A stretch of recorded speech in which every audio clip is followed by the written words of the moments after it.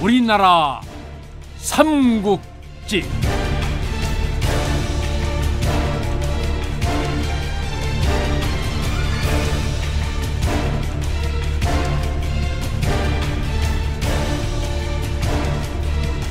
제8부 추발소와 월령낭자.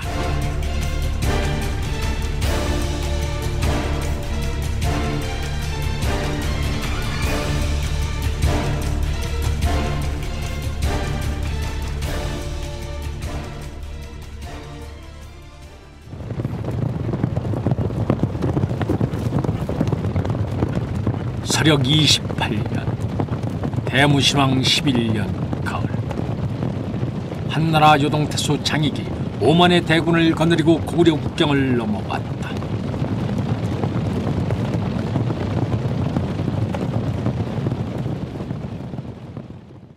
왕이 여러 신하들을 모아놓고 대책을 논의했다.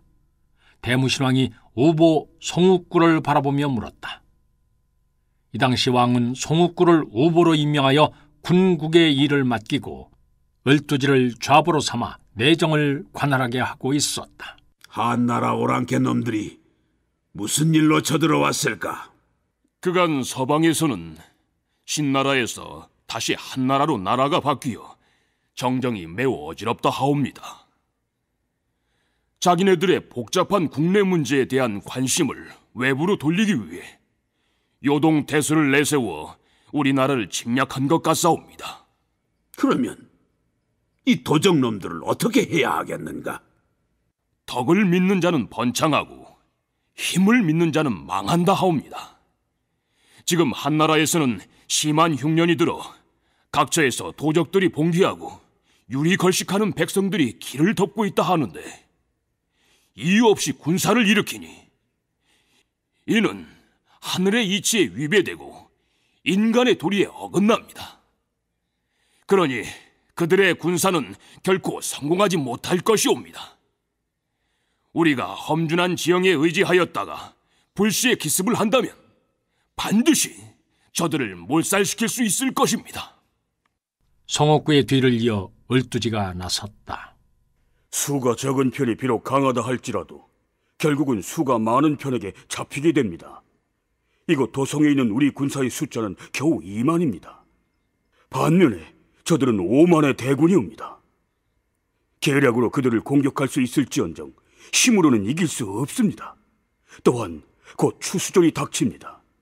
농번기인 이때 우리가 전국에 있는 지방군들을 불러오면 금년 수확을 망치게 될 우려가 있습니다. 대무신왕이 다시 물었다. 그러면 무슨 좋은 계책이라도 있는가? 을두지가 대답했다. 지금 저들은 멀리 와서 싸우는 것이니 예봉이 날카로울 것입니다. 그러니 당장은 그들의 예봉을 피하는 것이 좋습니다. 일단 성문을 닫고 일절 싸움에 응하지 말고 우리의 군사를 쉬게 해야 합니다. 그러면 싸울 대상이 없어진 한군은 기울이 문란해지고 나태해질 것입니다. 우리는 그때를 기다린 후에 나아가 공격하면 됩니다. 왕이 이 의견을 옳게 여기고 환도산성의 방비를 강화했다. 환도산성은 국내성 옆에 있는 산성으로 적군이 쳐들어왔을 때를 대비하여 지어진 성이었다. 국경을 넘은 한군은 별다른 저항을 받지 않고 환도산성에 당도했다. 대무신왕은 성문을 굳게 닫고 수십 일 동안 버텼지만 한나라 군사는 도무지 포위를 풀 생각을 하지 않았다. 대무신왕이 을두지에게 물었다. 저들이 여전히 돌아갈 생각을 안 하니 백성들이 불안해하고 있다. 이를 어떻게 하면 좋겠는가? 을두지가 대답했다. 저들은 우리가 암석지대에 위치하고 있으므로 물이 부족할까 생각해서 오랫동안 포위하여 우리가 곤궁에 처하기를 기다리고 있는 것 같습니다. 그러므로 우리는 물이 충분하다는 의미로 성 안에 있는 연못의 잉어를 잡아서 수초로 싸고 또한 약간의 맛 좋은 술을 준비하여 저들에게 보내는 것이 좋겠습니다. 대무신왕은 을두지의 말에 따라 잉어를 몇 마리 잡아 수초에 싸서 술과 함께 적진으로 보냈다. 잉어를 보자 한나라 요동태수 장익은 기가 막혔다. 장익은 사실을 물리고 부하장수들과 의논했다. 부하장수들 모두 이구동성으로 말했다. 우리가 고생을 하면서 이 험준한 성을 포위하고 있는 것은 성의 식수가 떨어져 고구려 군사들이 스스로 항복하기를 기다리고 있는 것인데, 잉어와 수초를 보니 성에 샘물이 충분히 있는 모양입니다. 우리도 양식이 떨어져 가니 여기서 더 이상 고생하지 말고 회군을 합시다. 장익도 같은 생각이었다. 성 안에 먹을 샘물이 있다면 빠른 시간 내에 점령할 수는 없다. 게다가 우리는 양식도 충분하지 않으니 조속히 돌아가는 수밖에 없다. 마침내 장익은 사신을 불러 회답하여 말했다. 우리 폐하가 나의 어리석음을 생각하지 않고 저에게 출사의 명령을 내려 고구려국 폐하의 죄가를 묻게 하였소. 이에 따라 고구려에 온 지 한 달이 넘도록 행동할 바를 몰랐소. 하지만 이제 보내온 서찰을 보니 말이 순리에 맞고 공손하니 내 어찌 우리 폐하에게 돌아가 이 말대로 보고하지 않을 수 있겠소.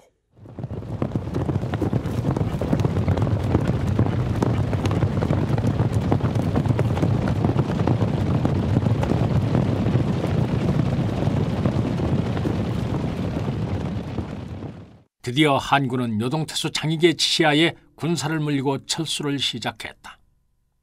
한군이 철수를 시작하자 대무신왕은 드디어 송옥구의 명을 내려 퇴각하는 한군을 쫓아 몰살시키라고 했다. 을두지가 간했다. 저들이 질서정연에게 후퇴하고 있으니 혹시 복병을 숨겨두는지도 모릅니다. 그렇다면 우리가 뒤를 공격한다 해도 별 소득이 없을 줄 아옵니다. 이에 송옥구가 언성을 높였다. 좌보는 무슨 망언을 하고 있는 것이오? 저들은 이제 지쳐서 도망을 가고 있는 것이오. 이때 우리가 경기병으로 저들의 후위를 친다면 저들은 다시 되돌아서서 싸우기가 힘들 것이오. 이미 전의를 상실한 군대는 오합지졸과도 같소이다.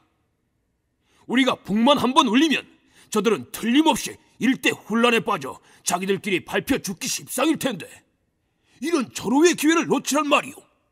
대무신왕도 뜻을 굽히지 않고 추격을 명했다.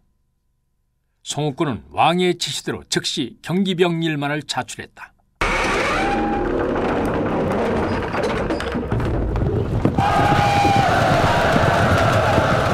성문이 열리고 고구려의 날랜 경기병 1만이 우레와 같이 함성을 지르며 나오자 질서정연하게 후퇴하던 한군들은 꿈에도 생각하지 못한 고구려군의 공격에 당황하여 어찌할 바를 몰랐다. 한군들은 멀리 국내성까지 와서 싸움다운 싸움도 못하고 시일만 끌다가 돌아가지만 살아서 고향 땅을 밟을 수 있다는 생각에 신이 났었다. 그런데 막상 성 안에 틀어박혀 꿈쩍도 안 하고 있던 고구려 군사들이 성문을 열고 말을 타고 나와 창칼을 휘두르며 험악하게 후위를 공격해 들어오자 한군들은 전의를 완전히 상실했다. 한군들은 배우고 모시고 간에 제한 목숨 살자고 도망치기에 바빴다. 한나라 장수들이 고함을 지르며 군사를 돌려 대우를 정비하고 맞서 싸우려고 했지만 이미 포구의 수방이 무너진 뚝이었다. 앞서 후퇴하던 군사들이 막상 되돌아섰다가도 후위에서 밀려드는 군사들로 인해 서로 밟혀 죽기 일쑤였다.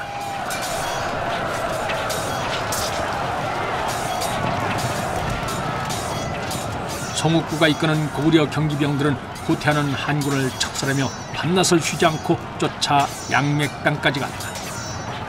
이때 한군은 도망치면서 19이 목숨을 잃었다. 송옥구는 좌원에 이르러 더 이상 한군이 보이지를 않자 그제야 비로소 군사를 물렸다.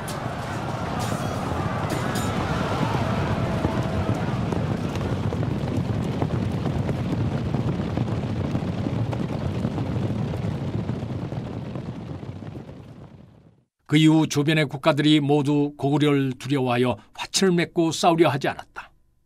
대무신왕은 내정에 힘써 송옥구, 을두지 등의 훌륭한 신하들과 나란 일을 의논하여 백성들의 어려움을 살폈다.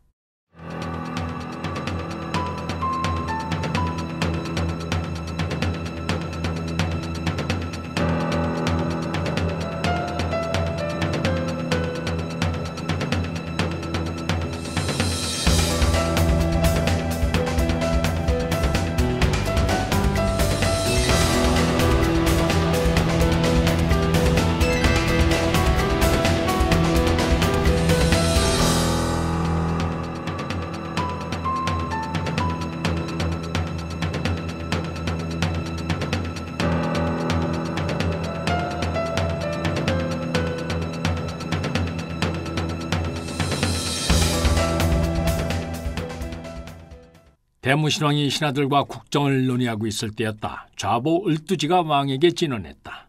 대저 가혹한 정치는 호랑이보다 더 무섭다 하였사옵니다. 소신이 들으니 근래에 몇몇 지방의 수령들이 탐악을 일삼아 백성들의 고통이 이루 말할 수 없이 크다 하옵니다.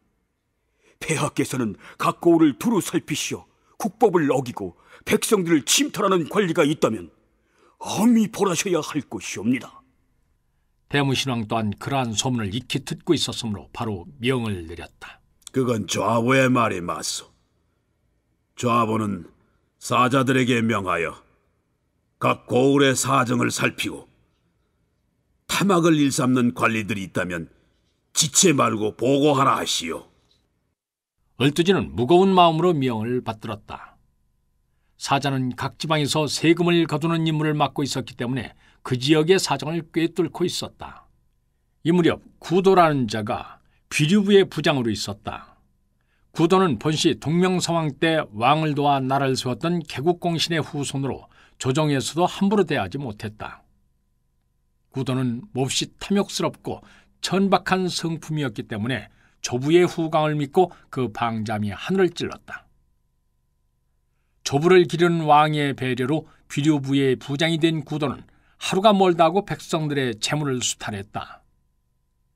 구도는 각종의 세금을 멋대로 만들어 백성에게 부과하고 관고에 있는 재물을 풀어 가난한 백성들에게 고리대를 준 후 기일을 넘기면 인정사정 없이 백성들의 세관과 우마를 빼앗았다.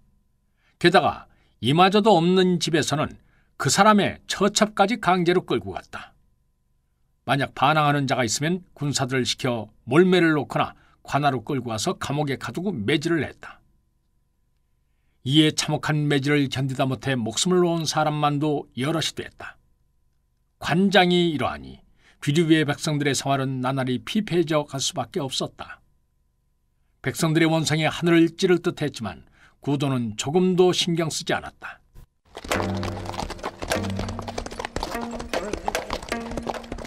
하루는 구도가 그 일당인 일구, 분구 등과 함께 분의 순시에 나섰다.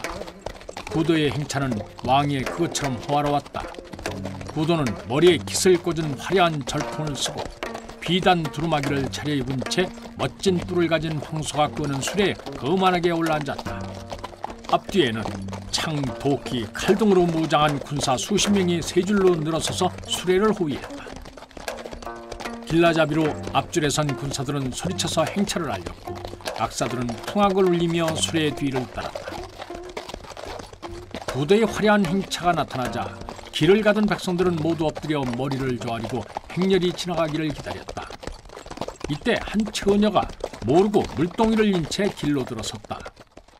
앞줄에 선 길라잡이가 눈꼬리를 치켜올리며 처녀에게 무섭게 호통을 쳤다.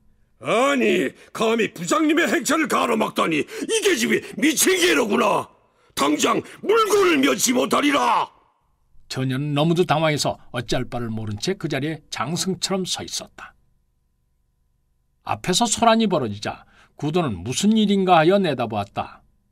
갑자기 구도의 입이 벌어지고 눈이 가늘어졌다. 나이는 28청춘쯤 될까. 마치 금방 피어난 복사꽃 같은 얼굴에 능수어들같이 가냘픈 몸매를 가진 처녀가 서 있는 것이 아닌가. 구도는 이제 예순을 바라보는 나이가 됐지만 이 처녀처럼 아름다운 여인은 이제까지 본 적이 없었다. 잠시 바라보고만 있었는데도 봄 햇살이 비치는 듯 얼굴이 간질거렸다. 구도의 마음속에 음심이 생겼다. 구도는 측근인 일구를 불러 명했다. 자일 이리 데려오도록 하라. 명령을 받은 일구가 금세 처녀를 데리고 왔다. 구도는 능글맞은 웃음을 띠며 물었다. 낭자는 어디 사는 누구인고? 처녀는 겁을 집어먹고 아무 말도 못했다. 구도가 짐짓 다정하게 달랬다. 무서워할 거 없느니라. 나는 비류나부의 부장이니라. 처녀는 그제야 떨며 입을 뗐다. 저는 저 아래 제말 사는 원령이라 하옵니다. 구도는 당장이라도 원령낭자를 끌고 부중으로 돌아가고 싶었지만 주위에 보는 눈이 많았으므로 할 수 없이 처녀를 곱게 돌려보냈다. 처녀는 난도의 숨을 내쉬며 물동이를 이고 집으로 급히 뛰어갔다. 저서로 돌아온 구도는 자꾸 원령의 얼굴이 떠올라 잠을 이룰 수가 없었다. 욕망에 사로잡힌 구도는 기필코 원령을 손에 넣기로 결심하고 신복인 분구를 조용히 불렀다. 너는 즉시 낮에 길에서 보았던 기집에 대해서 알아보도록 하여라. 명령을 받고 물러난 분구는 곧바로 수하들을 시켜 원령에 대해 조사하게 했다.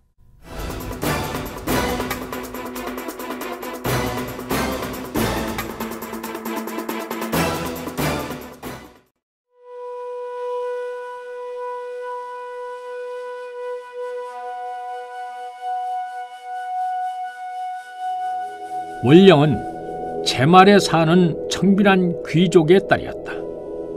원령의 할아버지 검공은 다무르 송양의 수하로 여러 전장을 누비며 공을 세워서 사자의 관직을 받았다. 원령의 아버지 학제는 벼슬에 나아가지 않고 이곳 제말에 은거하여 학문을 닦는 데 전념했다.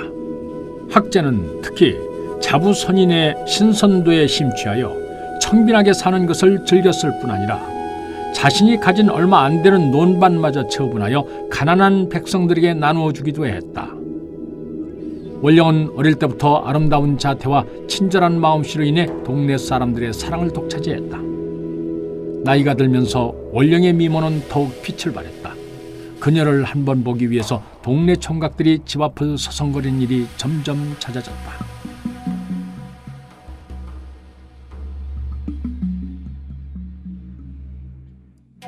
학제가 학문에만 전념하는 동안에 집안의 살림은 부인인 제시가 도맡았다.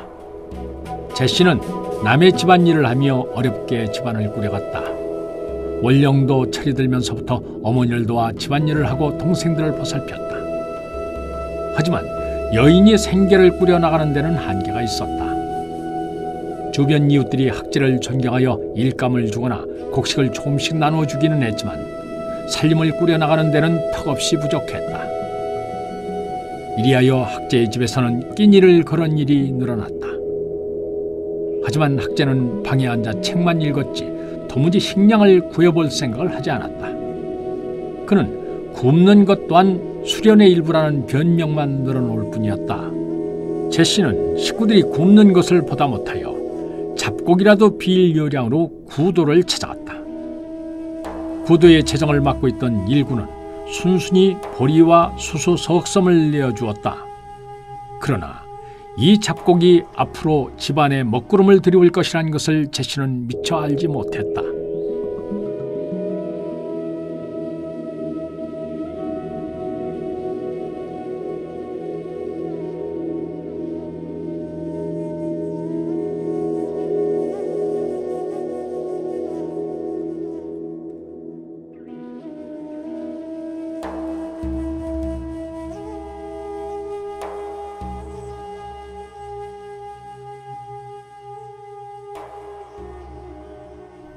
분구에게 원령의 집안 이야기를 들은 구도는 답답했다.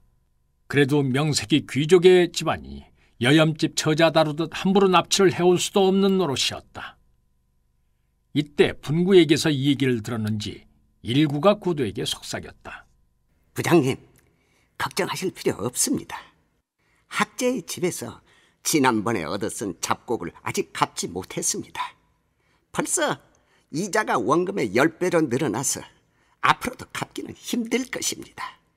만일 이것을 갚지 못하면 부장님의 재산을 축낸 죄를 물어 그의 딸을 노비로 잡아들이십시오. 죄 아무리 귀초기로 한들 별 수 있겠습니까? 딸이라도 상납해서 떼어야지요. 구도가 분구의 말을 듣고 크게 기뻐했다. 네가 내 소원을 들어주는구나. 일구는 즉시 군사들을 이끌고 학제의 집으로 들이닥쳤다. 죄인은 즉시 나와 무릎을 꿇어라. 이에 놀란 집안 식구들이 모두 뛰어나왔다. 학제가 놀라 물었다. 무슨 일이요? 일구가 쩌렁쩌렁한 목소리로 일렀다. 부장님의 잡곡을 빌려가 갚지 않는다는 것이 얼마나 큰 죄임을 모르는가? 학제가 무슨 말인가요? 부인 제시를 바라보니 제시가 의아하여 일구에게 물었다. 빌려 쓴 잡곡은 지난번 갚지 않았어. 그것은 원금이고 이자가 그것에 10배가 더 붙지 않았느냐? 제시는 어이가 없어서 하소연했다. 아니, 이자가 10배라니. 도대체 하늘 아래 그런 법이 어디 있단 말이오? 이건 말도 안 되는 일이오. 일구는 짐짓 태도를 바꿔 선심 쓰듯이 말했다. 내가 이 집의 사정을 보아 닷새 말미를 줄 터이니 그때까지 갚도록 하시오. 아니면 빚 대신 이 집 딸을 데려다 부장님 댁에 노비로 쓰겠소. 이런 청천벽력이 어디 있단 말인가. 제시는 이야기를 듣자마자 충격으로 혼절했다. 일구가 돌아간 뒤 학제의 집은 초상집 분위기였다. 정신을 차린 제시는 통곡을 하고 무능한 학제는 어찌할 바를 몰라 탄식만 했다. 오히려 당사자인 원령만이 담담하게 부모님을 위로했다.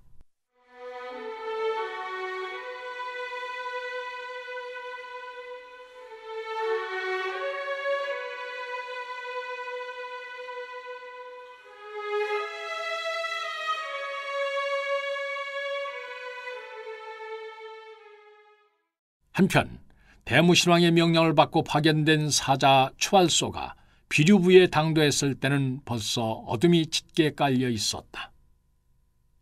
추발소는 일단 머물 곳을 찾기 위해 주위를 서성였지만 불빛 하나 보이지 않았다. 추발소가 한참 어둠 속에서 갈피를 못 잡고 헤매고 있을 때 어딘가에서 울음소리가 들려왔다. 추발소는 필시 무슨 변개가 있을 것이라 생각하고 소리가 나는 방향으로 걸어갔다. 울음소리를 따라 추발소가 이른 곳은 겉보기에도 군기가 흐른 낡은 집 앞이었다.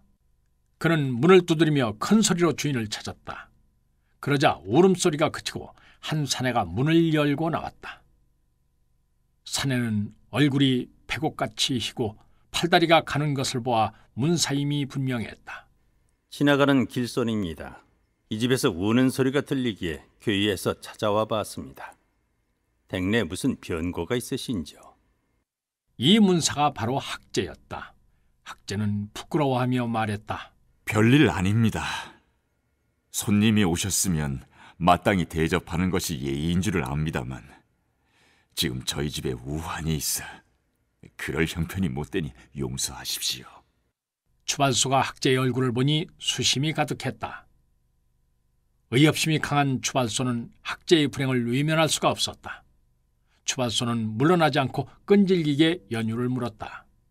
그러자 이미 자포자기의 심정이었던 학제는 추발소에게 그간의 일들을 털어놓았다. 어찌 한거울의 어른이라는 자가 이리 무도할 수 있단 말인가. 백성들을 돌보기는커녕 관직을 이용해 고리대로 재물을 착복하는 것도 모자라 남의 집 처자까지 유린하려고 하다니.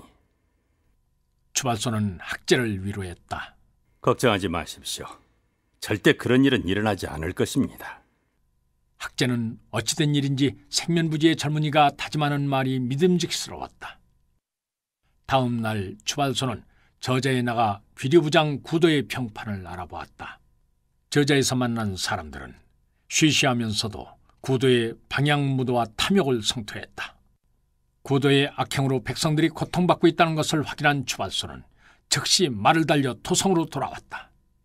그리고 대무신왕을 아련하여 구도의 죄상을 낱낱이 아뢰었다. 이를 전해 들은 왕은 크게 노하여 당장 구도를 잡아들이라 명했다. 이에 위사물이 나서서 말렸다. 폐하, 이는 그리 쉽게 처리할 일이 아니옵니다. 비록 큰 죄를 저지르기는 했으나 구도는 개국공신의 자손이옵니다. 그를 도성으로 압송해서 처단하게 되면 공신 세력들이 크게 동요할 것이옵니다. 또한 그를 처단하는 것이 그의 집안을 아꼈던 동명성왕과 선대왕의 명성에도 누가 될 수 있으니 조용히 처리하는 것이 좋을 듯하옵니다. 대무신왕이 듣고 보니 위사물의 말이 옳았다. 탐과 놀이를 처단하는 일로 인해 공연히 분란을 초래할 필요가 없었다. 그렇다면 어떻게 처리하면 좋겠소? 제가 보아하니 사자 추발소는 비록 나이는 어리나 담력이 세고 지략이 뛰어날 뿐 아니라 인후정대한 성품을 가졌사옵니다. 추발소를 부장으로 삼아 비류부로 내려보내 구도무리의 이 일을 소신껏 처리하게 맡겨보심이 어떨까 하옵니다. 대무신왕이 위사무의 말을 듣고 그럴듯하다 여겼다. 추발소는 비류부장의 직을 받고 전권을 위임받아 다시 비류부로 내려갔다. 그는 본시 관나부 사람으로 어려운 자를 보면 돕고 불의한 일을 보면 반드시 바로잡는 인물이었다. 그래서 사람들은 그를 일컬어 의협이라 불렀다.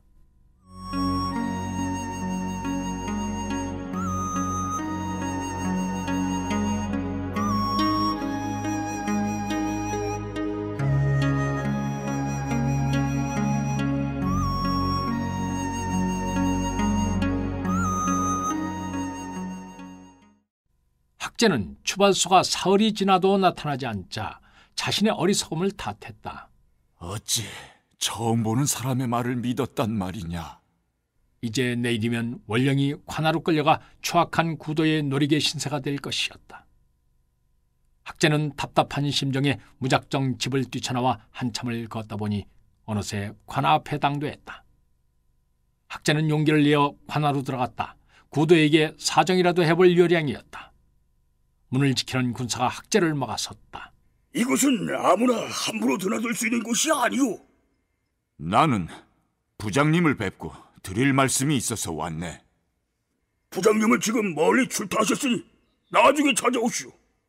구도는 혹시나 귀찮은 일이 있을까요? 찾아오는 사람을 따돌리라고 말해두었던 것이다. 학재는 구도를 만나보지도 못하고 돌아설 수밖에 없었다. 그리고 하늘을 보며 탄식했다. 내 무능함이 딸을 망치는구나. 학재는 쓰러질 듯 휘청거리며 집으로 돌아왔다. 학재가 집으로 돌아와서 보니 추발소가 문 앞에 서 있는 것이 보였다. 학재는 자기도 모르게 기쁜 마음에 달려가 추발소의 손을 덥석 잡았다. 돌아왔구려. 내 얼마나 기다렸는지 아오. 학재는 물에 빠진 사람이 지푸라기라도 잡는 심정으로 추발소를 이끌고 집 안으로 들어갔다.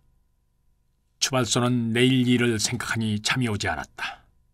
생각대로라면 당장이라도 구도무리에 목을 쳐서 벌하고 싶었다. 하지만 그의 임무는 구도의 일을 조용히 처리하는 것이었다. 추발소는 방을 나서 뜰로 나왔다.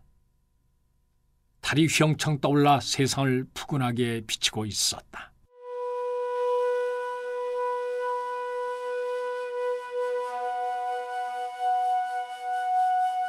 위정자들이 저 달과 같은 마음만 갖는다면 백성들에게 얼마나 좋을까. 이런 생각을 하며 달을 바라보고 있을 때 문득 발소리가 들려왔다. 뒤를 돌아보니 거기에는 눈부시게 아름다운 월령낭자가 서 있었다. 추발소는 지금 자신이 월궁에 온 듯한 착각에 빠졌다. 자신의 앞에 월하 선녀가 있지 않은가.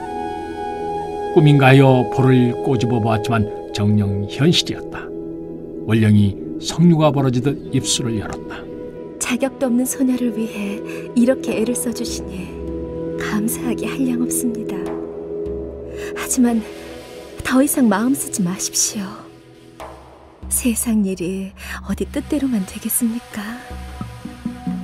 제가 매일 어쩔 수 없이 관비로 끌려간다면 그건 역시 운명이 아니겠습니까?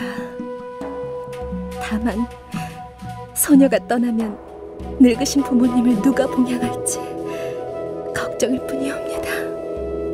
이런 급박한 상황에서도 자신보다 부모님을 먼저 걱정한 월령의 마음이 추발소의 마음을 뭉클하게 했다. 정말 아름다운 여인이다. 자태보다 그 마음이 더 어여쁘구나. 추발소의 가슴 속에 월령에 대한 사모의 정이 싹 텄다. 추발소는 월령의 눈을 똑바로 쳐다보았다. 걱정하지 마시오. 아무 일도 없을 것이오. 비록 짧은 다짐이었지만 100마디 말보다 믿음직스러웠다. 월령은 속으로 생각했다. 이분은 정말 웅대한 바위 같은 분이시구나. 전혀 흔들림이 없어. 폭풍우가 몰아쳐도 이분 곁에 있으면 무사할 것만 같다. 두 사람은 나란히 서서 달을 바라보았다. 달빛이 선남선녀 주위를 에워싸고 있었다.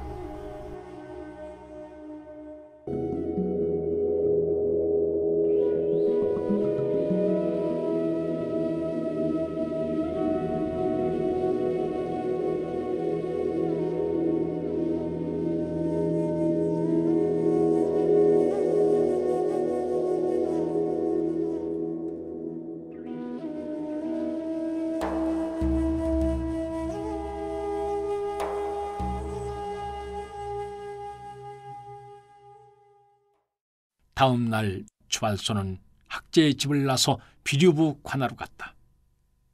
관하로 들어가려 하자 문지기가 맞고 나섰다. 어디를 함부로 들어가는 것이오?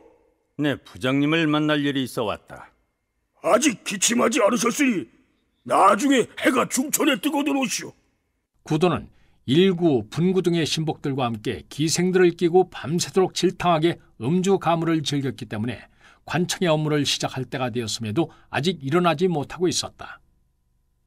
추발소는 구도에 하는 짓이 괘씸했지만 눌러 참았다. 비키지 못할까? 내가 부장을 만나 할 말이 있다 하지 않았느냐? 추발소가 큰 소리로 외치자 그 위험에 눌린 문지기는 주춤했다. 주무시는 것을 깨우면 크게 진노하십니다. 추발소는 문지기를 밀치고 관아 안으로 들어가려 했다. 한참 입구에서 실랑이를 벌이고 있을 때 분구가 밖으로 나왔다. 무슨 일인데 이리 소란스러우냐? 이자가 자꾸 부장님을 만나겠다고 떼를 쓰지 않겠습니까? 분구가 추발소의 얼굴을 유심히 바라보았다. 눈치 빠른 분구는 첫눈에 그가 범상치 않은 인물임을 간파했다. 잠깐만 기다리시오. 내 부장님께 아뢰고 오리다. 분구는 구도를 깨우기 위해서 재빨리 안으로 달려들어갔다. 분구가 사내를 혼쩍음이라도 내줄 줄 알았던 문지기는 어리둥절하여 그의 뒷모습을 바라볼 뿐이었다. 구도는 분구가 다급히 깨우는 바람에 잠이 깼다. 분구가 숨을 고르며 고했다. 어떤 젊은 사내가 찾아왔는데 그 행색은 비록 수수하나 기세가 참으 대단합니다. 구도는 잠이 덜 깬 얼굴로 분구에게 짜증을 냈다. 무슨 대단한 일이라고 호들갑이냐? 어디 문사 나무래이라도 되는 모양이로구나. 노잣돈이나 적당히 집어주어 돌려보내가라. 그리고는 귀찮다는 듯이 다시 침상에 누웠다.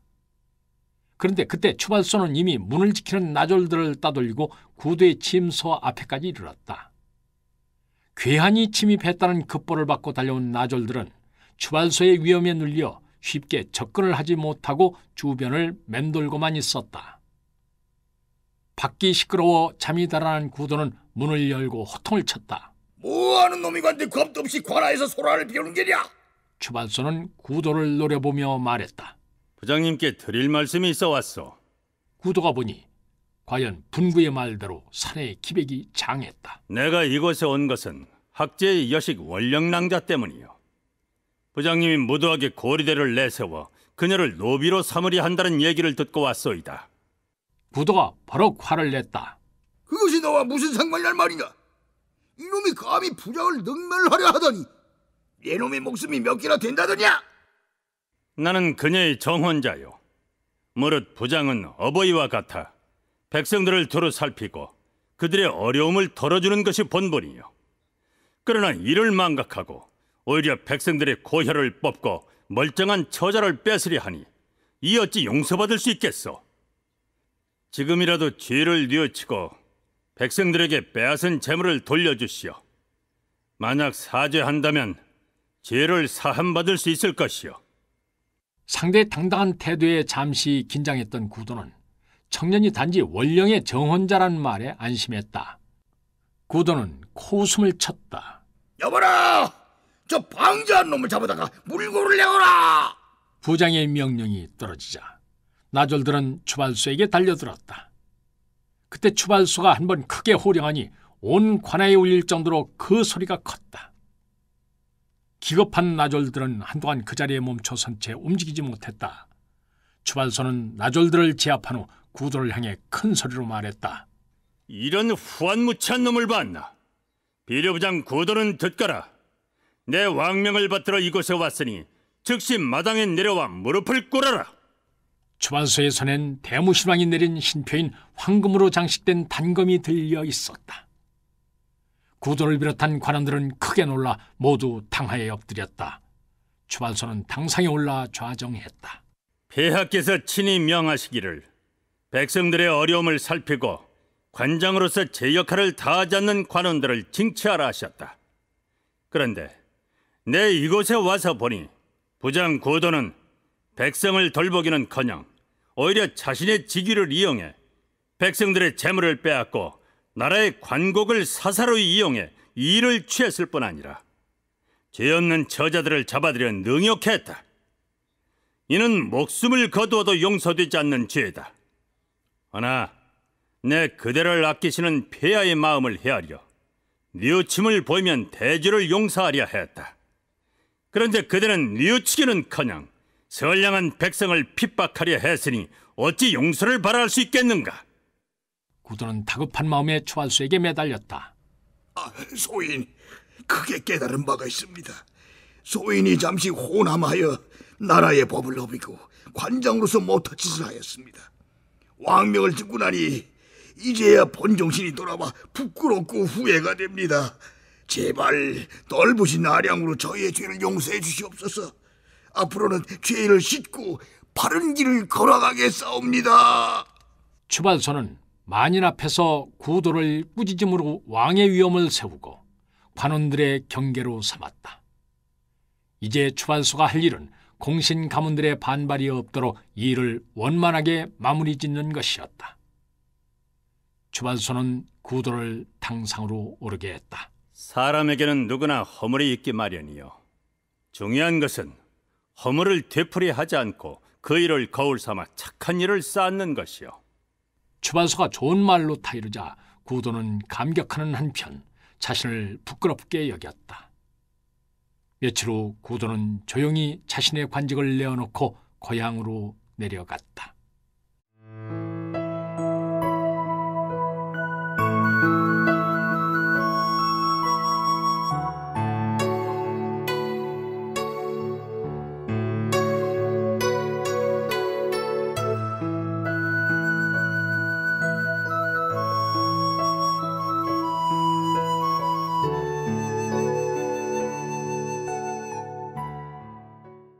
추발소는 전령을 보내 대무신왕에게 장계를 올렸다.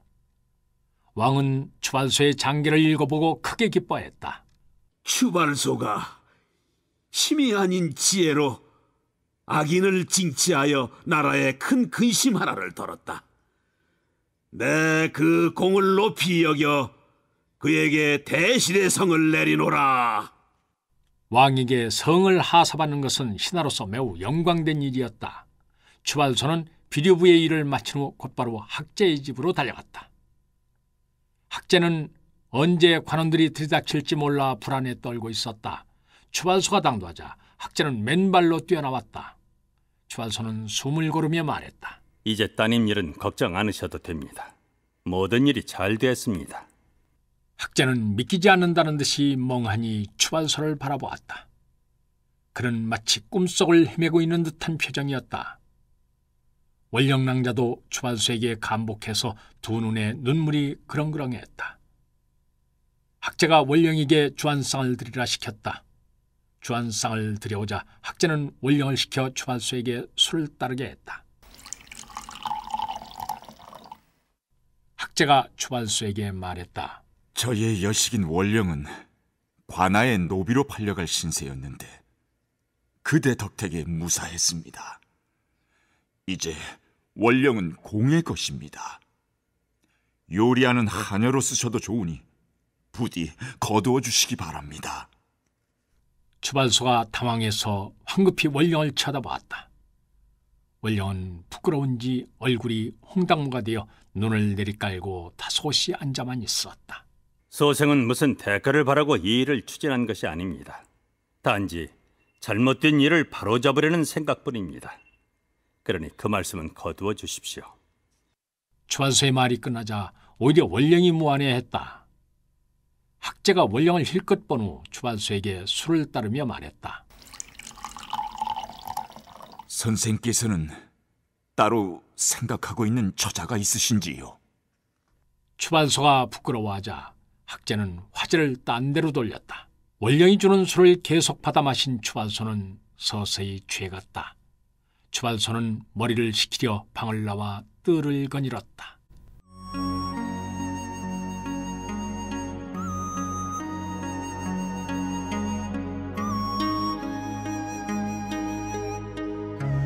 추발소는 뜰에 있는 오동나무에 기대어 밤하늘을 올려다봤다. 때마침 구름 한 점 없는 밤하늘엔 수많은 별들이 반짝이고 있었다. 추발소가 원령의 모습을 그리며 연가를 읊조리고 있을 때 원령도 방에서 나왔다. 추발소가 인기척에 놀라 바라보니 원령이 다가오고 있었다. 추발소가 원령을 가까이서 유심히 보니 그녀는 울었는지 얼굴이 온통 눈물 자국이었다. 추발소가 다급하게 물었다. 원령 낭자, 오늘같이 기쁜 날 왜 눈물을 흘리는 것이오? 서방님이 저를 안중에도 없어 하시니 그러는 것이 아니옵니까? 어찌 내가 그대를 안중에 없어 하겠소? 추발소가 말을 마치며 입가에 미소를 지으니 원령도 따라 미소를 지었다. 서방님, 정말 저를 사랑하고 계시나요? 추발소가 멋쩍어서 눈을 감자 원령이 그대로 추발소에게 안겨왔다. 가슴과 목덜미에서 풋풋하고 상큼한 여인의 향기가 밀려왔다. 추발소는 원령을 힘차게 끌어안았다. 원령의 얼굴은 자연스럽게 추발소의 얼굴과 포개졌다. 추발소는 원령이 흘리는 기쁨의 눈물을 입술로 감쌌다. 얼마의 시간이 흘렀을까? 추발소는 원령에게 말했다. 낭자를 끝까지 지켜주겠어. 그러니 이제 눈물일랑 흘리지 말아주오. 이 말을 듣고서야 비로소 원령은 활짝 웃으며 다시 한번 추발소의 품으로 뛰어들었다.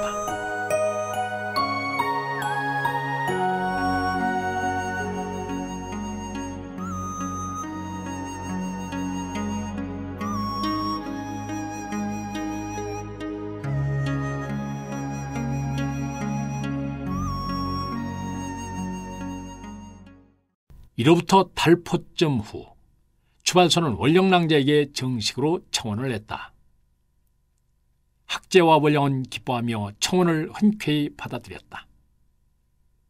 압제에서 벗어나 웃음길을 되찾은 동네 사람들이 모두 모인 가운데 소박하지만 정이 넘치는 혼례가 치러졌다.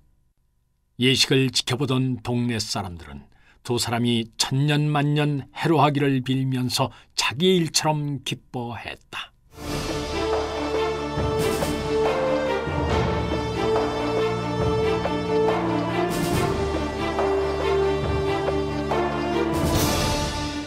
출연 송두석, 이윤선, 박태호, 박영화, 문관일, 안장혁, 변종필, 임주현, 전숙경, 김명수, 김민성, 고성일, 이상훈. 해설 김종성. 음악 이춘화. 효과 엄기혁. 기술 서교식. 총진행 유만준.